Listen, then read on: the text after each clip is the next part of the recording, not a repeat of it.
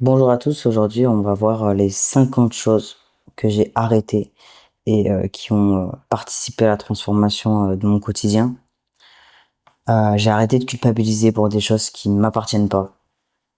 Parfois, quand on a du relationnel, euh, en fait on porte l'autre pour lui faire plaisir, pour se mettre à la place de l'autre. Et finalement, ça nous alourdit plus qu'autre chose. Et là, je parle pas de ne pas être empathique avec l'autre, mais plutôt d'arrêter de culpabiliser pour des choses qui n'ont rien à voir avec nous-mêmes. Euh, je ne garde jamais les choses en double. Euh, pour vous dire, j'ai un petit ciseau et un grand ciseau. Enfin, j'ai qu'un petit ciseau et je n'achète pas de grand ciseau, je veux dire. Euh, je garde vraiment que ce qui est utile. Je n'ai plus de choses inutiles. Si j'ai des choses qui ne me servent pas, je les vends. Et ça, je fais le point régulièrement en fait. Parce que finalement, la vie évolue tout le temps et t'as plus besoin des mêmes choses. Et je garde vraiment que le nécessaire, quoi. En fait, tout ce qui est dans mon champ de vision doit être utile.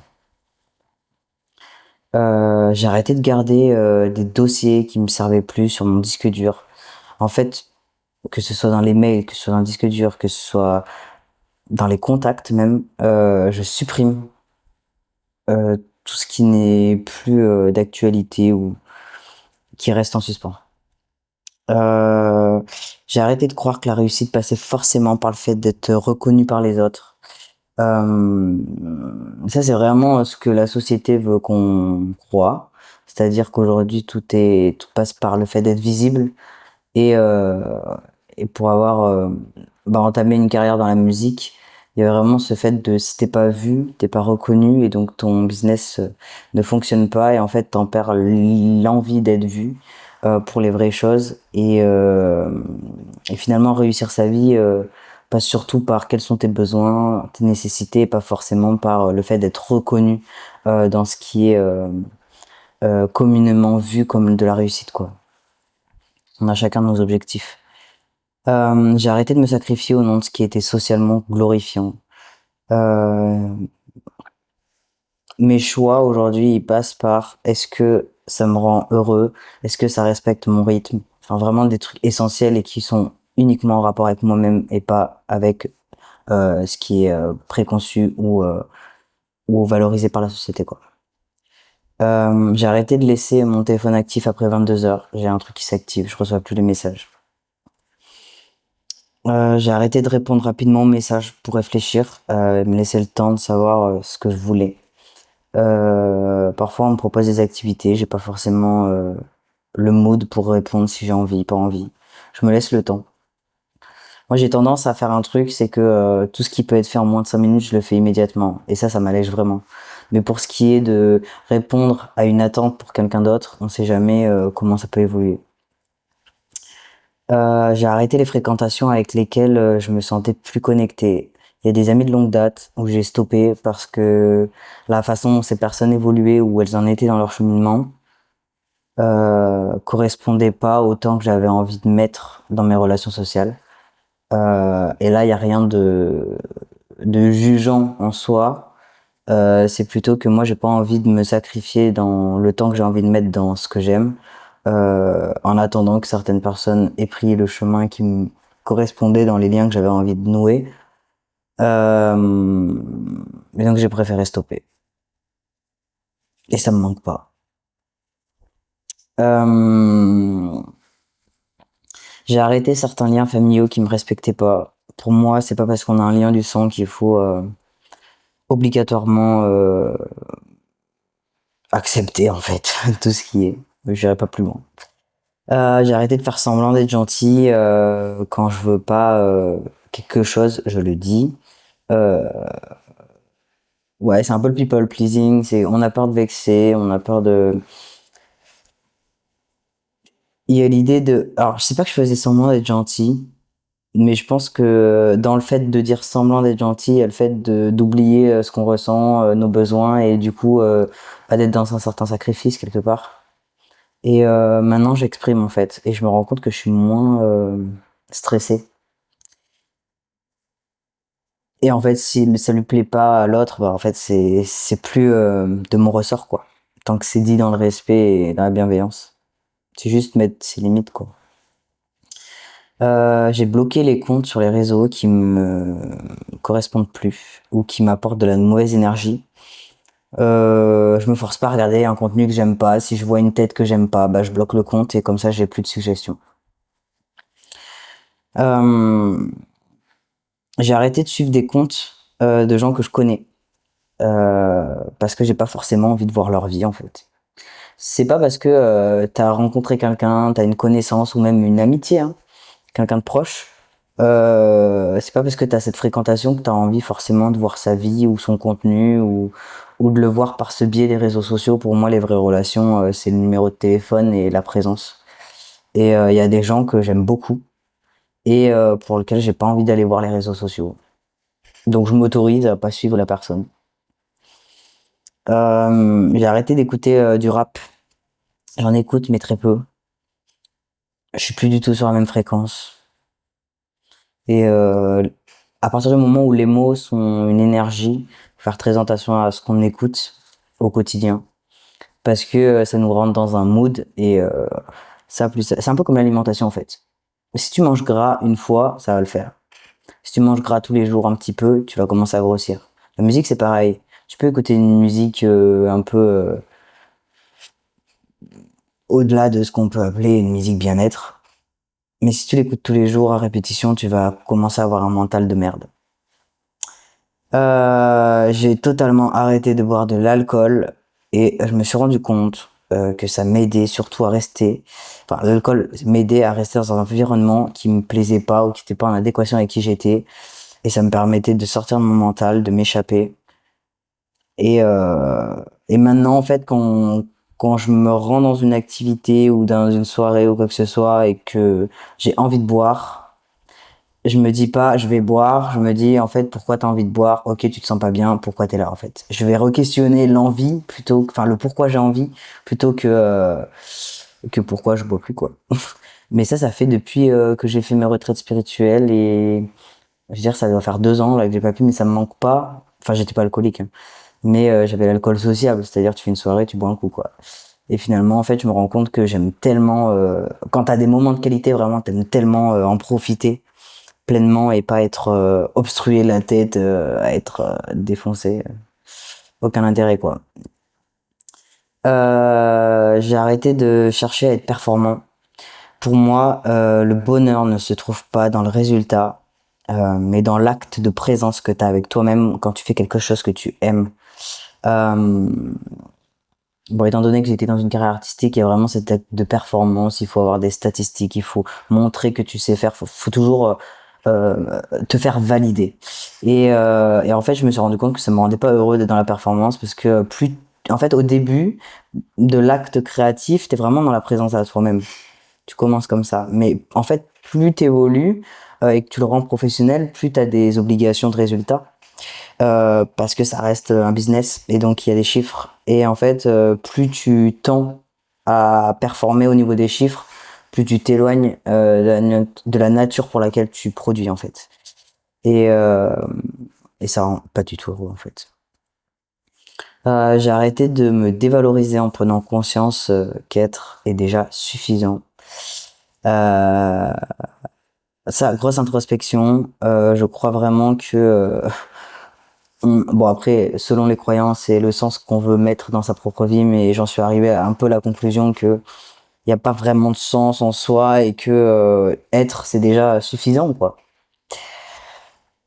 La vie ne nous demande rien d'autre. J'ai arrêté le sucre industriel. Je garde les fruits et le chocolat noir à 80% minimum. Euh, j'ai clairement vu un changement sur la nervosité, sur le poids. En fait, le truc c'est que je pense que quand tu te nourris avec les bons aliments, tu peux manger en quantité et dépasser même les quantités sans te dire oh là là, ça va faire des dingueries. Et aujourd'hui, j'arrive à me faire plaisir avec des choses saines et je suis pas en demande quoi. Ça m'arrive hein, de prendre des choses industrielles, mais c'est rare. J'en ai pas besoin en fait. Euh, j'ai arrêté les longs échanges. Quand je me sens fatigué, je m'autorise à partir de façon respectueuse. Quand tu vois quelqu'un et que ça dure des plombs et qu'en fait t'oses pas dire que t'es crevé ou que t'as plus envie d'échanger ou quoi, non, j'arrête.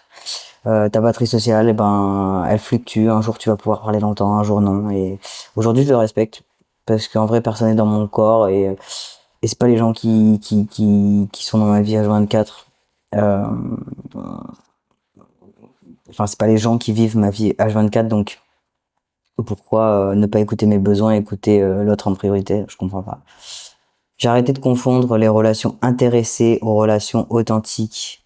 Euh, avec la musique, il y avait beaucoup de si jamais ça devient gros, on va rester avec ou on prend pas trop de nouvelles, mais vas-y, on est quand même à côté. Ou il y avait vraiment ce truc de ouais, intéressé à tout niveau. Finalement, tu deviens le trophée des gens et les relations sincères, il y en a très peu. Et les gens qui t'aiment vraiment pour ce que tu es et pas pour ce que tu représentes ou ce que tu pourrais devenir et ce qui serait à côté de quelqu'un que tu es déjà. Il y a les relations intéressées, c'est pas juste on a envie de prendre ton argent, c'est aussi on reste amis parce que ça fait stylé d'être ami avec toi, quoi. J'ai arrêté de me forcer à faire quelque chose lorsque je suis fatigué, j'écoute mon corps. Des fois, j'ai envie de faire des choses où je me dis ouais, faudrait que je fasse du sport parce que j'en ai pas fait ces derniers temps et en fait, j'ai pas l'énergie. Et ben j'arrête, je le fais pas et je récupère beaucoup plus vite. J'ai arrêté de me penser inutile lorsque je ne fais pas quelque chose qui est dit productif. Ça m'arrive de rien faire et en fait c'est ok. Et c'est pas pour autant que je dois me dire ouais t'es qu'une grosse merde ou quoi. Il y a vraiment cette idée de tu fais rien, t'existes, c'est cool. C'est ok. En fait il y a personne qui va sonner chez toi en te disant tu fais rien. Il y a que toi qui te juges, en vrai ça sert à rien. Faut pas oublier que le corps ou même la créativité en fait elle arrive par ennui, hein. J'ai arrêté de penser de moi ce que pensait ma mère de moi. Je pense que quand tu coupes un lien familial qui est toxique, il y a aussi l'émergence et l'affranchissement du regard de l'autre, mais l'émergence de ta propre identité. Après la déconstruction, il y a la reconstruction et ce passage-là, il te permet de comprendre ce qui t'appartenait ou pas et la façon dont tu te vois est forcément dans ton enfance relié à la façon dont t'as vu en tant qu'enfant reconnu et quand tu t'en affranchis tu te rends compte qu'il y a beaucoup de choses que tu portais ou la vision que tu avais de toi-même qui n'a rien à voir avec qui tu es véritablement. J'ai arrêté de me comparer à ce qui devrait être pour incarner une vie totalement personnalisée. Je m'explique. Dans son quotidien, il faudrait qu'un salon et un canapé et tout ça et toutes les choses globales. Ou c'est un exemple parmi tant d'autres, mais il y a tellement de choses qui sont habituelles et qui sont de l'ordre du processus d'évolution de l'humain dans ses codes sociaux. J'ai totalement arrêté de me comparer à ça. Moi, mon salon il ressemble à rien d'autre qu'un atelier, par exemple. J'ai très longtemps mis mon lit dans le salon carrément et fait de ma chambre autre chose. En fait, je pense qu'il faut adapter son environnement ou ce qu'on est par rapport à qui on est en fait et arrêter de figer les choses comme si elles étaient toutes déjà faites, préconçues et les re-questionner quoi. J'ai arrêté de me juger lorsque je fais quelque chose de bizarre. J'ai arrêté de me forcer à sourire, que j'aille bien ou non. J'ai arrêté de dire oui par peur de blesser. J'ai arrêté de me mettre en colère parce que j'ai compris que en fait c'était plutôt un signal pour reprendre le pouvoir sur mes actes et ne plus croire que d'autres avaient le pouvoir sur la situation.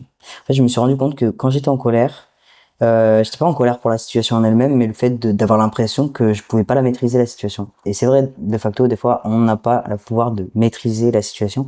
Pour autant, on a le pouvoir de maîtriser ce qu'on va faire de la situation. Ça, c'est différent. Et du coup, c'est là où t'arrêtes de te mettre en colère parce que tu transformes l'impuissance en quelque chose qui va t'être favorable. Alors peut-être que t'as pas résolu la situation immédiatement, mais en tout cas, tu reprends ton pouvoir et tu laisses pas l'autre diriger ta vie. J'ai arrêté d'investir mon argent pour nourrir le travail. Maintenant, je dépense pour mon confort. J'ai longtemps beaucoup investi dans la musique en croyant que ça allait me faire percer plus rapidement ou en fait, tout ce que je gagnais, je le réinvestissais tout le temps. Et finalement, c'est un peu illusoire. Alors bien sûr que ça a été bénéfique à un certain temps. C'est pas dans le vide non plus. Je regrette pas entièrement, mais aujourd'hui, je suis plus dans un mood où j'ai envie de dépenser pour mon confort, être bien et avoir un bon quotidien vaut mieux qu'avoir une belle apparence. J'ai arrêté de mettre les relations amoureuses et le travail en premier plan. Désormais, je mets mon bien-être en premier. J'étais persuadé que être renommé dans son travail et avoir une relation amoureuse parfaite me rendrait heureux. Bah, je suis en train de découvrir le bonheur sans ces deux choses. Et je pense que finalement ces deux choses peuvent arriver au nom du fait que on met son bien-être en premier en fait, parce qu'on véhicule une énergie différente, on attire des choses différentes. Si tu mets pas ton bien-être en premier, t'attireras l'inverse en fait. C'est-à-dire que si tu mets ton focus sur ton bien-être, tu vas forcément attirer un travail qui respecte ton bien-être, une relation qui respecte ton bien-être. Alors si tu focuses pas sur ton bien-être, t'as pas ces deux en fait. Donc en fait, faut poser les bonnes bases pour construire quelque chose qui est solide. J'ai arrêté de forcer les situations car elles dénotent qu'elles ne vibrent pas avec qui je suis. Souvent, on croit qu'une situation qu'on force va être celle qu'on rêve va être forcément pour nous. Finalement, quand on creuse, mais ça, on se rend compte souvent après coup et avec le temps, qu'on en voulait, enfin, que ça ne correspondait pas du tout. Et aujourd'hui, maintenant, quand je teste des choses ou que je mets en place ou que des choses viennent à moi, si ça force, j'arrête directement. J'ai arrêté de croire qu'en changeant d'avis, on est forcément quelqu'un d'instable. Je me vois plutôt comme quelqu'un en mouvement avec de multiples intérêts. Ouais, je pense que c'est une caractéristique des gens qui sont multipotentiels. Et ça, avant de le comprendre en toi et d'arriver à gérer toutes ces facettes de toi, il faut arriver à sortir de l'étiquette qu'on t'a fixée et ça, en fait, apprendre à le gérer te permet de naviguer avec et pas de le subir. Et donc, du coup, c'est plus quelque chose d'instable, mais plutôt quelque chose qui te permet d'actionner plein de leviers en même temps. J'ai arrêté de passer après pour arranger les autres et mon avis et mes besoins comptent tout autant. J'ai arrêté de porter le silence quand j'ai quelque chose à dire, je l'exprime, même si ça ne fait pas plaisir à l'autre. J'ai arrêté d'idéaliser les autres comme s'ils avaient compris quelque chose que je n'avais pas saisi. J'ai arrêté de vouloir devenir conventionnel, j'assume mon côté atypique même si les gens me trouvent différent. J'ai arrêté de penser que c'est toujours de ma faute. J'ai arrêté de pleurer quand j'ai compris que certaines choses ne m'appartenaient pas. J'ai arrêté de courir dans tous les sens en pensant que j'allais rater quelque chose. J'ai arrêté la croyance limitante qu'il fallait mettre beaucoup d'argent investi pour qu'un projet fonctionne. J'ai arrêté de me plier aux attentes de certaines personnes sous prétexte de leur gentillesse. Il y a ce truc un peu de ouais mais cette personne elle est gentille. Bah ouais mais en fait si elle est pas bonne pour ton business ou elle est bonne pour ta relation ou si toi tu trouves euh, aucune évolution là-dedans, c'est pas parce que la personne est gentille que tu dois faire ton chemin avec. Hein. J'ai arrêté d'essayer de convaincre les gens qui sont déjà convaincus. Moi, je pense qu'il y a de l'énergie à mettre ailleurs, en fait. Tout le monde pensera toujours des choses différentes. J'ai arrêté toutes les habitudes que j'avais pour me rendre compte compte dans le vide de ce que. Ok. J'ai arrêté toutes les habitudes que j'avais pour me rendre compte dans le vide de ce qui n'était plus pour moi. Ouais, j'ai fait table rase, j'ai plus rien fait du tout. Il y avait plus rien dans mon appart, il y avait zéro. Je vais vraiment faire un reset total et ça m'a permis de tout re-questionner de A à Z, quoi. Et tu te rends compte qu'il y a beaucoup de choses que tu laissais par habitude et finalement tu re-questionnes pas forcément. J'ai arrêté de faire du sport pour la performance, j'en fais pour le plaisir. Ça, c'est vraiment game changer. J'ai arrêté de penser parce qu'en fait t'es avec toi-même et pas contre toi-même. J'ai arrêté de penser que je ne méritais pas certaines choses. J'ai arrêté d'utiliser l'écriture pour nourrir mon ego blessé. J'ai arrêté d'échanger mon temps contre un travail sacrificiel. J'ai arrêté de douter de moi lorsque quelqu'un me remet en question. Et j'ai arrêté de croire qu'il fallait à tout prix remplir sa vie pour considérer qu'elle ait du sens. N'hésite pas à mettre en commentaire ce que tu as arrêté, qui t'a fait du bien et qui t'a changé par la suite. Et on se retrouve à très bientôt.